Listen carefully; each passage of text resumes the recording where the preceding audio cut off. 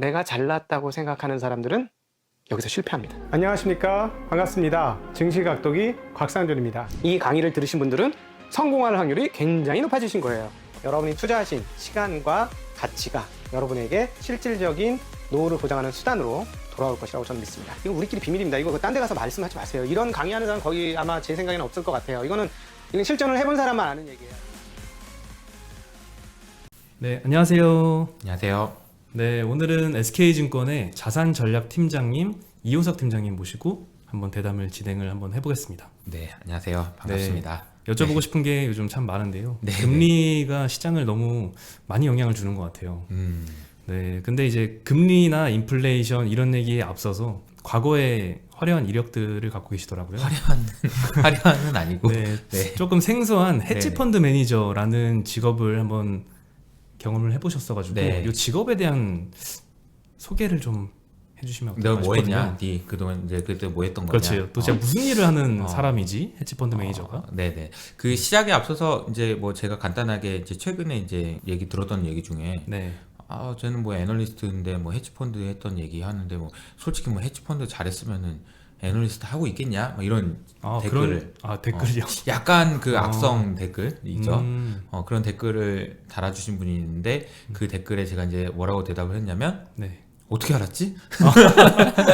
사실이었나요? 네. 아니 그러니까 이제 그 뭐 되게 뭐 헤지펀드 매니저를 하면서 뭐 완전 말아먹고 막 이런 건 아니지만 네. 그렇다고 해서 뭐 또 대한민국을 대표할 만한 헤지펀드 매니저로 성공하지 못할 것 같으니까 이걸 온 거는 또 사실이긴 해요. 그래서 헤지펀드 관련 매니저 역할을 했던 게 이제 4년 정도 있었는데 네. 그 과정에서 저는 개인적으로 굉장히 많은 교훈을 얻었고 그런 경험이 있어서 사실 제가 리서치를 하는 과정에서도 도움이 많이 됩니다. 여러 가지 도움이 되지만 딱 하나만 말해봐라 그러면은 저는 이걸 말씀드려요. 저는 숏으로 터져봤습니다. 이게 저한테는 너무 큰 도움이에요. 그리고 저는 숏을 해봤습니다. 이게 너무 큰 도움이에요. 그러니까 공매도라고 얘기하면은 굉장히 그 안 좋은 이미지가 그렇죠. 있잖아요. 부정적이죠. 근데 이제 숏을 할 때는 뭐 개별 종목에 대한 숏도 하지만 굉장히 많은 상품에 대해서 그 상품의 가격이 하락하는데 베팅하는 걸 공매도라고 하고 숏이라고 한다면은 네. 저는 그 플레이를 많이 해봤거든요. 음. 근데 그게 진짜 어려워요. 너무 어렵습니다. 또 무섭지 않나요? 너무 무서워요. 너무 무서워.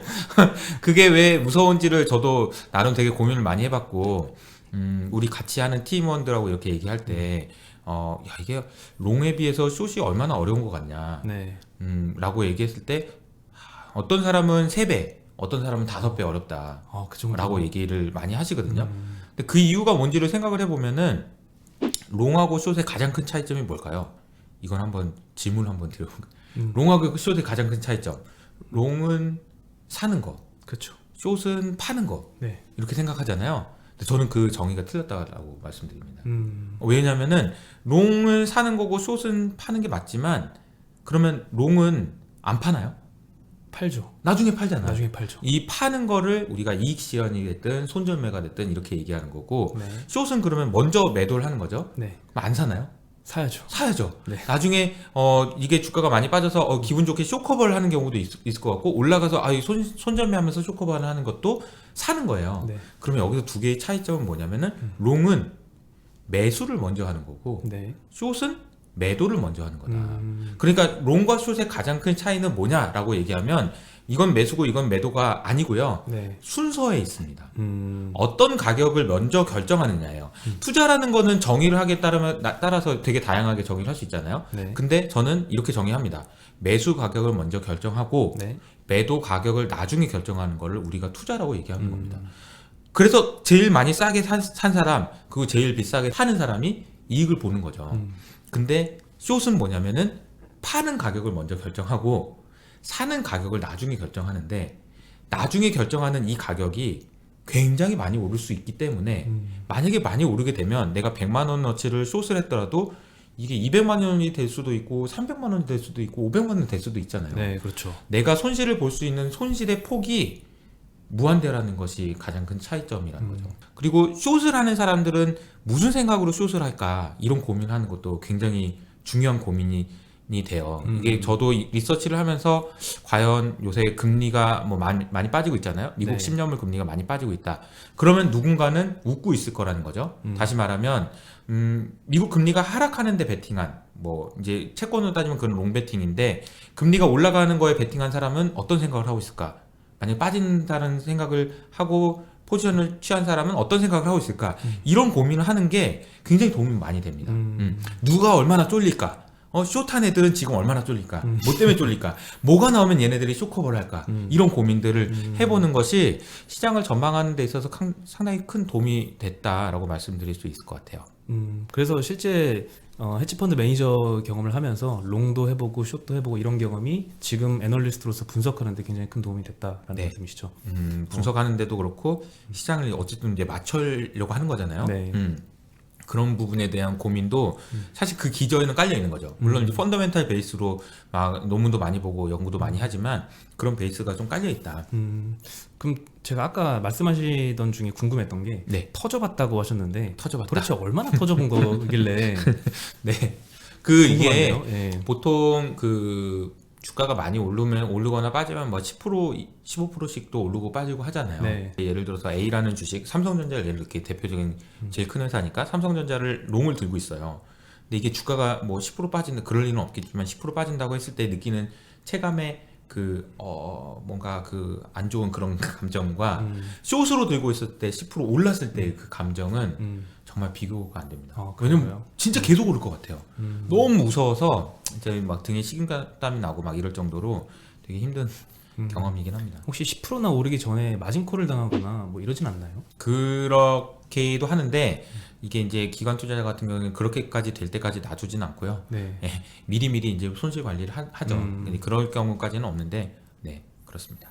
그렇군요. 그러면 헤지펀드 매니저라는 직업은 그냥 경험을 해보셨으니까 네. 어떤 장점이 있고 또 어떤 단점이 있을까요? 뭐 단점은 지금까지 많이 얘기해 주신 것 같은데 아, 그런가요? 예, 네. 장점은 어떤 게 있을까요? 제가 개인적인 얘기를 오늘 좀 많이 하게 되는 것 같은데 좀 더 하면은 제가 헤지펀드 매니저가 되겠다라고 그러니까 이게 각오를 했던 게 저랑 이제 같이 했던 그 형이 해보자 이렇게 해가지고 네. 저를 이제 홍콩으로 데려갔어요. 그래서 홍콩으로 데려가서 이제 둘이서 이제 스탠리 해변 있잖아요. 거기서 네. 이제 맥주를 한잔 하면서 야 우리 저기 있는 거 저거 집 하나 사자.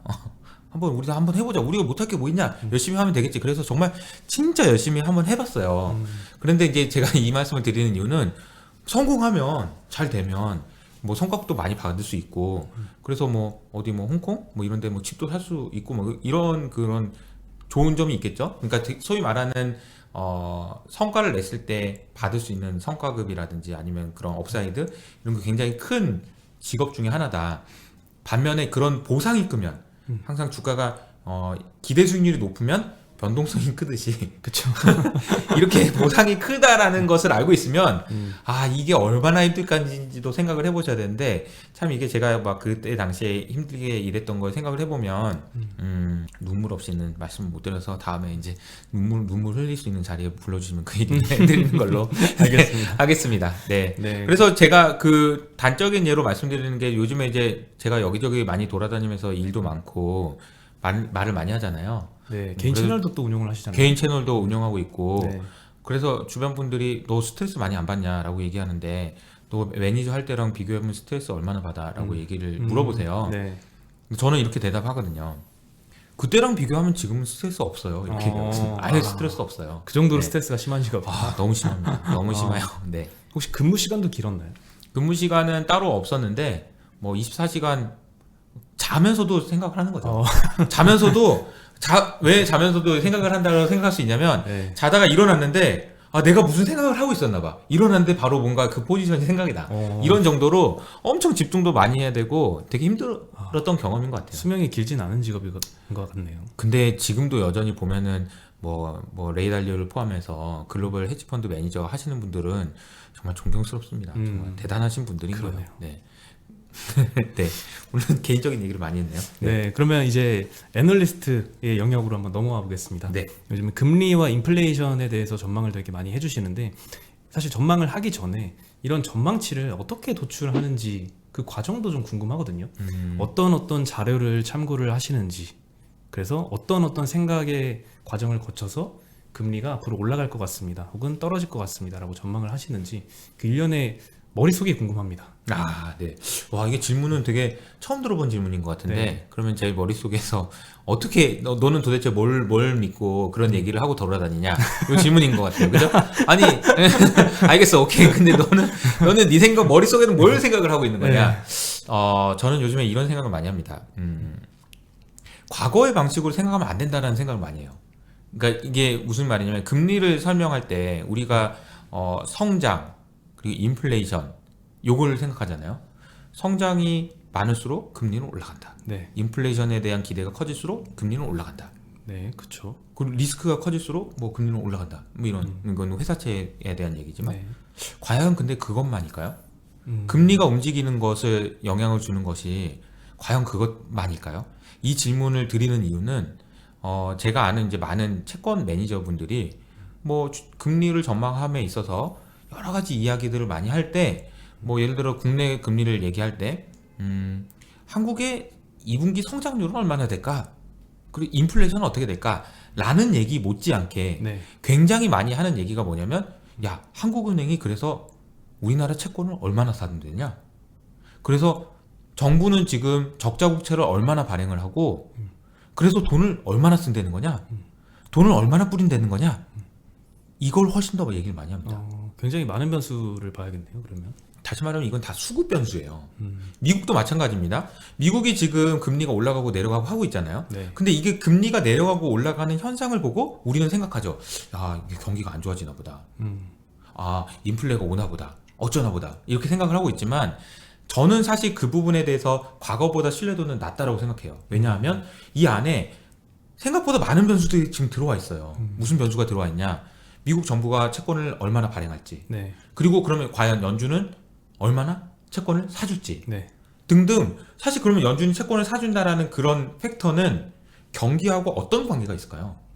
관계가 별로 없습니다. 그러니까 인플레이션이 어떻게 될 것인지에 대해서 연준이 생각하고 사는 양을 줄이냐 늘리냐라고 얘기를 하고 있지만 사실은 그 얘기는 먼 훗날 최소 6개월에서 1년 후에 그것도 줄이는 것, 그러니까 테이퍼링을 할까 말까에 대한 얘기만 하고 있는 거지. 연준이 지금 사고 있는 800억 달러라는 그 양은 전혀 변화가 없어요. 그렇죠. 그렇잖아요. 그러면 지금 뭐 국채를 얼마나 발행하냐, 뭐 이런 얘기들까지 있어서 저는 과거에 비해서 과거의 교과서에 나와 있는 방식대로 이해하면 전망을 하기가 어렵다라는 말씀을 드려서 감히 얘기하건데 저는 이제 경제학 전공은 아니지만 네. 경제학 교과서를 빨리 다시 쓰는 것이 시급하다. 이렇게 말씀드릴 수 있을 것 같아요. 그렇죠. 지금은 너무 한 가지 변수를 예측하는 데 있어서 막 한두 가지 변수만 교과서에 나열이 되어 있는 것 같아요. 맞아. 또 최근에 또 금리가 또 오를 때는 너무 많이 올라서 걱정이었는데 네. 최근에 또 많이 떨어지니까 너무 떨어지는 게 오히려 리스크로 다가왔잖아요. 네. 이런 것도 참 헷갈리는 부분인 것 같아요. 그러니까 금리를 가지고 여러 가지 뭐 이야기를 하고 거기서 스토리를 만들어내는 게 참 뭐 애널리스트가 하는 일이기도 하지만 네. 과거의 관점하고는 좀 다른 식으로 봐야 된다라는 얘기를 좀 드리고 싶고 그 단적인 예가 그거예요. 2주 전에 ECB에서 우리가 이제 시장에서 많이 주목을 받지 못했지만 원래 중앙은행은 금리를 올리고 내리고 할 때 뭘 보고 하죠? 우리가 뭐 성장률이 너무 많이 나오거나 그죠? 네. 아니 물가가 너무 오를 것 같거나 네. 그럴 때 이제 금리를 올린다고 얘기를 하죠. 네. 그러니까 성장이라는 키워드와 인플레이션이라는 키워드, 물가가 너무 오를 것 같아, 뭐 성장이 너무 많이 나올 것 같아, 이런 것들을 고려해서 통화 정책을 정하는 것이 중앙은행의 일반적인 의사 결정이죠. 교과서에 나와 있는 겁니다. 네. 2주 전에 ECB가 이렇게 선언을 했는데 우리는 앞으로 통화 정책을 결정할 때 기후를 반영하겠다라고 얘기했습니다. 생소한 변수가 새로 등장했네요. 교과서를 빨리 다시 써야 돼요. 지금 아니 갑자기 기후를 아니 나는 지금 이런 거죠. ECB 입장에서는 ECB를 분석하는 입장에서는 이런 겁니다.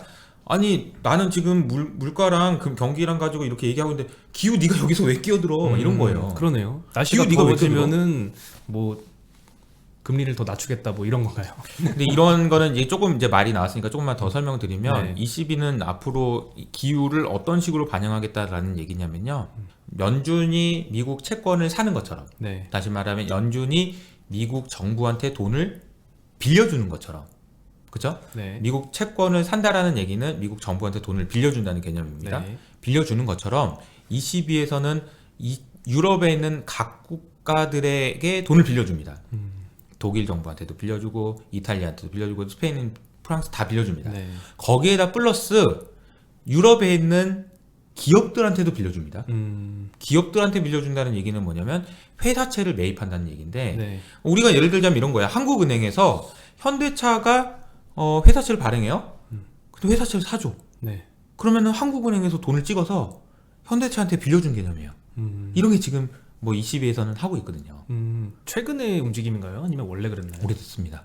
네. 그리고 이제 뭐 잘 아시는 분은 아시겠지만 일본은 어떠냐? 네. 일본은 돈을 찍어서 일본 주식도 사고 있잖아요. 그렇죠. 네. QQE라고 해가지고 걔네들은 퀀터티브 이징이 아니고 네. 퀄리터티브 이징이라고 해서 양적 질적 완화를 지금 일본은 하고 있거든요. ETF뿐만 아니라 개별 주식도 사고 있는. ETF를 통해서 사는 ETF를 거죠. 통해서. ETF를 네. 통해서 주식을 사고 있는 거니까 사실은 주식을 사는 거나 그렇죠. 큰 차이는 없다. 이 말씀을 왜 계속 드리냐면은 그러니까 ECB는 그런 일을 지금 하고 있는 거고 회사한테 돈을 빌려주고 있는 건데 네. 이 회사가 혹시 부실이 나거나 아니면 너무 이산화탄소 배출을 많이 하거나 이런 회사의 경우에는 내가 돈을 안 빌려주거나 돈을 뺏어버리겠다 라는 것이 기후를 반영한다는 얘기예요. 이산화탄소 배출을 많이 하는 회사 같은 경우에는 너 돈 내가 빌려준 거 내놔 요렇게 하겠다라는 얘기를 지금 이제 ECB에서 단계적으로 수행을 하겠다라는 얘기가 나왔습니다. 이제 이거는 완전 새로운 개념인 거죠. 그렇죠. 재미가 있으신가요? 근데 이게 너무 재밌는데요. 그런가요? 네. 새로운 얘기긴 하죠. 네. 그러니까 뭐 이런 얘기를 많이 안 이제 시장에서 하시는 분들이 많이 없으니까 그렇죠. 이거는 굉장히 근데 팩트에 기반한 사실입니다. 네. 네, 그리고 이 기후에 대한 얘기를 최근에 연합인포맥스에서 네. 한 2시간 가까이 길게 얘기를 해주셨잖아요. 우리 곽상준 지점장님께서 같이 그렇죠. 들어주시고 같이 대담을 하셨는데 네, 그 영상은 예, 다시 한번 시청자분들도 보셔도 정말 좋은 영상인 것 같습니다. 네, 그때 이제 막 한 인포맥스 라이브 역사상 가장 높은 실시간 동시간 시청률을 기록했던 물론 이제 전설적인 영상이죠. 물론 일주일 있다 깨지긴 했습니다만 네, 아무튼 그래서 많은 관심을 가져주셔서 저도 뭐 기분 좋게 방송을 했었는데 그 방송에서 이제 여러 가지 말씀을 드렸지만 뭐 기후가 너무 중요해집니다. 이런 말씀을 드린 게 이제 핵심이었고 그게 기후가 우리 금융시장에서 그동안 봤던 여러 가지 변수들 가지고 놀고 있었는데 네. 기후 네가 왜 들어오냐가 이제 핵심이에요. 근데 그 핵심을 좀 설명을 좀 더 드리자면 뭐 그때 이제 제가 말씀드렸던 게 이겁니다. 뭐 이탈리아에 있는 베네치아에 네. 작년 12월 달에 물이 완전 잠겨버렸어요. 유적이 그러니까 이 베네치아 자체가 물에 잠겨버렸습니다. 도시가 통째로 잠긴 건 아니지만 한 무릎 정도 높이까지 네. 그냥 물에 잠겨버렸어요. 그러니까 이런 상황이 되다 보니까 사람들이 너무 놀란 거죠. 이거 더 올라오면 어떡하나. 걱정된다. 네. 그래서 이제 여러 가지 얘기를 많이 하다가 이제 베네치아에서 이제 하고 있는 것은 뭐냐면은 방벽을 쌓는 거예요. 네. 벽을 쌓아가지고 8조 원이라는 돈을 들여서 평상시에는 배가 왔다 갔다 할 수 있도록 만들어 놓고 해수면이 너무 올라가가지고 또 침수될 것 같으면 이걸 방벽을 쌓아가지고 더 이상 물이 못 넘어오도록 막은 겁니다. 그러니까 이거를 제가 말씀드리는 이유는 뭐냐면 만약에 이탈리아 정부 입장에서도 안 그래도 돈도 없는데 해수면 상승 이런 거는 어차피 금방 에이 그러다 말지 이렇게 생각을 했으면 그런 벽을 지었겠냐는 거죠. 이건 그렇죠. 지속적이고 실질적인 위협이라고 생각했기 때문에 벽을 지은 거다라고 볼 수 있다라는 거고 비단 그 이탈리아의 베네치아뿐만 아니라 덴마크의 코펜하겐이나 네. 아니면은 뉴욕마저도 이 지금 방벽을 쌓고 있어요. 왜 쌓고 있냐? 해수면 상승이라는 위협에서 우리가 이 도시에 있는 수많은 건물들을 지키기 위해서거든요. 왜 지키려고 하냐 이거를. 이게 만약에 침수된다 그럴 일은 없습니다. 뭐 당장 뭐 이게 침수될 것 같아서 위험하다라는 말씀을 드리는 게 아니고 네. 제가 드리는 말씀은 이 건물들의 가격에 영향을 주는 이 팩터는 뭐냐면은 사람들의 생각이에요. 다시 말하면 이게 물에 침수되는 이벤트가 발생하는 게 중요한 게 아니고 이게 침수가 될 수도 있겠구나라고 사람들이 생각하는 것 자체가 가격에 영향을 준다는 거예요. 아, 선반영된다. 선반영되잖아요. 주가도 항상 선반영되잖아요. 그렇죠. 그럼 그걸 제일 무서워하는 애들이 누구냐면은 연준이에요, 연준. 왜 연준이 무서워하냐면은 동부와 서부에 있는 많은 MBS를 가지고 있잖아요. MBS라는 거는 우리나라 말로 바꿔서 설명하면 쉽게 말하면 부동산 담보 대출이에요. 네, 그렇죠. 그 부동산 담보 대출을 해놨는데 부동산이 물에 잠기면 어떻게 되냐라고 사람들이 생각하면 담보 가치가 어떻게 되겠냐는 거죠. 그러면은 우리가 금융 시스템 전체적으로 영향을 줄 수 있기 때문에 ECB에서 그리고 연준에서 자꾸 기후 위기를 막는 게 연준의 법적인 의무예요라는 얘기를 파월이 한다든지 이런 우리가 전에는 한 번도 들어보지 못한 얘기를 왜 지금 이런 얘기를 우리가 듣고 있어야 되냐라는 얘기는 네. 이 사고 실험 해보면 이게 이런 식으로 연결돼서 사람들이 이렇게 생각하면 이렇게까지도 될 수 있겠구나 라는 생각들을 그 사람들은 하는 거죠. 그럼 미리 빨리 막아야 되겠구나. 그래서 우리가 보기에는 뭘 이렇게 기후를 가지고 뭐 이렇게 난리를 치냐, 뭐 정책을 뭐 이렇게 내냐 이렇게 생각할 수 있는 얘기들이 앞으로도 계속 될 수밖에 없다라는 생각인 거죠. 이게 그러면 실제 투자를 하는 투자자 입장에서도 네. 개별 기업들도 그런 기후 위기에 영향을 많이 받게 될 텐데 장기적으로는 네. 이게 우리가 지금부터 걱정을 해야 될 정도로 기업 가치에 당장 영향을 끼칠 만한 요인들인가요? 이게 우리가 뭐 이런 거죠. 그게 당장은 아니더라도 네. 어느 날 갑자기라고 한다면 그 부분을 우리가 대비를 할 필요는 있지 않을까. 언제일지 정확히 예측은 언제일지는 모르겠으나, 모르지만 근데 이제 이거를 설명을 드릴 때 너무 극단적인 비유여서 조금 애매할 수도 있다라는 걸 감안해서 들어주신다면 네. 저는 이런 비유를 드리고 싶어요. 1900년대 초반에 뉴욕에 있는 거리를 보면은 네. 마차가 95%가 다니고 한 대 정도 자동차가 있었습니다. 근데 그 불과 한 10여 년 정도 있다가 네. 마차는 모두 없어지고요. 마차 한 대에 자동차로만 가득 차 있는 도로가로 바뀌어요. 네. 10여 년 정도 걸렸습니다. 근데 되게 재밌는 사실은 그 과정에서 마차의 가격은요 안 빠져요. 아, 그런가요? 하락하지 않아요. 왜요? 왜죠? 마차를 만드는 사람이 없기 때문이죠. 공급도 같이 줄어서. 그렇죠. 그럼 지금 우리가 보고 있는 현상들이랑 연결해 보면 전기차로 전환된다라는 거에 대해서 이견 가지신 분 한 분도 없어요. 네.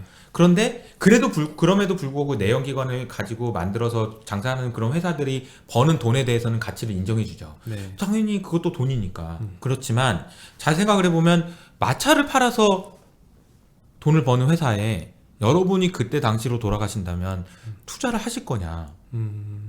이 질문은 굉장히 중요한 질문입니다. 마차의 가격은 어느 순간까지 계속 빠지지 않았습니다. 네. 그러다 어느 순간 이렇게 빠진 거죠. 그럼 그런 자산을 저라면 왜 투자를 해야 되는지는 잘 모르겠어요. 네. 그러네요. 그러면 지금 뭐 탄소를 굉장히 많이 배출하는 이런 업종에 속해 있는 기업들 네. 같은 경우에는 좀 많이 영향권에 있겠네요. 그러니까 이제 그런 기업들에 다니시는 분이나 네. 아니면 관계자분이 이런 얘기를 들으면 굉장히 이제 언짢아 하시겠지만 네. 이게 저는 그 회사들이 안 좋아져서 주가가 이렇게 된다라는 말씀을 드리는 게 아니고 저는 반대로 얘기해서 그 회사들이 이런 위기나 이런 위험이나 아니면 이산화탄소 배출이 심각성이나 이런 거를 밸류에이션 하고 있다고 생각해요. 계산을 해보고 계실 거예요. 그 회사들이 내가 지금 지난주에 이제 탄소 국경 조정세라는 게 나와서 굉장히 많은 분들이 관심을 받았잖아요. 근데 그걸 보면서 생각을 하실 겁니다. 잠깐만 이렇게 되면은 내가 이산화탄소 이렇게 하면은 뭐야 돈을 이렇게 많이 내야 돼? 그리고 탄소세를 이놈들이 이거 이렇게 많이 올린다고? 이제 열받죠 일단 첫 번째. 근데 냉정하게 판단할 겁니다. 기업을 하시는 분들은 이거를 에이 설마 이런 식으로 대응할 수는 없어요. 왜냐면 진짜 되면 어떡해. 그렇죠.